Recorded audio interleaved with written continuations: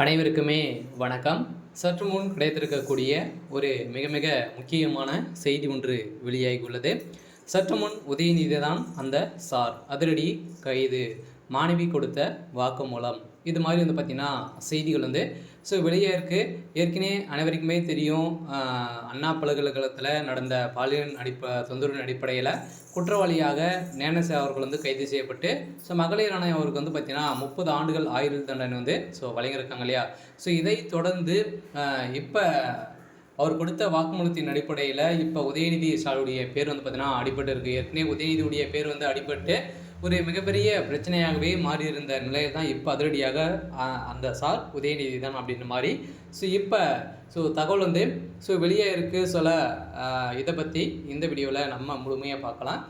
அதுக்கு முன்னாடி நம்ம சேனலுக்கு இப்போ தான் நீங்கள் முதல் முறையாக வந்திருக்கீங்க அப்படின்னா மறக்காமல் நம்மளுடைய சேனலை சப்ஸ்கிரைப் பண்ணி சப்போர்ட் பண்ணுங்கள். வாங்க வீடியோக்குள்ளே போகலாம். பார்த்தீங்கன்னா உதயநிதி ஸ்டாலின் அவர்கள் தமிழகத்தில் அண்ணா பல்கலைக்கழகத்தில் நடந்த பாலியல் தொந்தரவு அடிப்படையில் இதில் பார்த்தீங்கன்னா திமுக சேர்ந்த முக்கிய அமைச்சர்கள்லாம் பார்த்தீங்கன்னா இப்போ சிக்கியிருந்தாங்க. இதே தொடர்ந்து இந்த வழக்கில் உதயநிதி ஸ்டாலின் அவர்கள் உதயநிதி ஸ்டாலின் அவர் தான் அந்த சார் அப்படின்ற மாதிரி ஒரு பேசும் பொருளாக பார்த்தீங்கன்னா மாறி இருந்துச்சு இல்லையா. இந்த நிலையில் தான் இப்போ மகளிர் ஆணையம் அதிரடியாக அவருக்கு 30 ஆண்டுகள் சிறை தண்டனை வழங்கி இருந்த நிலையில் அவர் கொடுத்த வாக்குமூலத்தின் அடிப்படையிலும் அதே மாதிரி மாணவி கொடுத்த வாக்குமூலம் பார்த்தீங்கன்னா இப்போ அதிரடியாக தாமாக முன் ஒரு மாணவி பாதிக்கப்பட்ட மாணவி கொடுத்திருக்கக்கூடிய வாக்குமூலத்தின் அடிப்படையில் தகுந்த ஆதாரமும் பார்த்தீங்கன்னா அண்ணாமலை அவர்கள் வெளியிட்டார் இல்லையா. பாஜகவுடைய தலைவர் அண்ணாமலை அவர்கள் வெளியிட்டு இருந்தார். அவர் வெளியிட்ட வீடியோக்கள் மூலமாக இப்போ உதயநிதிக்கு ஒரு மிகப்பெரிய சிக்கலாகவே மாறி இருந்தது. இந்த சிக்கலின் அடிப்படையில் இப்போ உதயநிதி தான் அந்த சார் அப்படின்ற மாதிரி தகுந்த எவிடன்ஸ் இப்போ சீக்கிரக்கு ஏற்கனவே ஞானேசார் அவர்களுடைய வீட்டில் நடந்த ரெய்டின் அடிப்படையில் நிறைய டாக்குமெண்ட்டுகளும் பணங்களும் சிக்கியிருந்தது.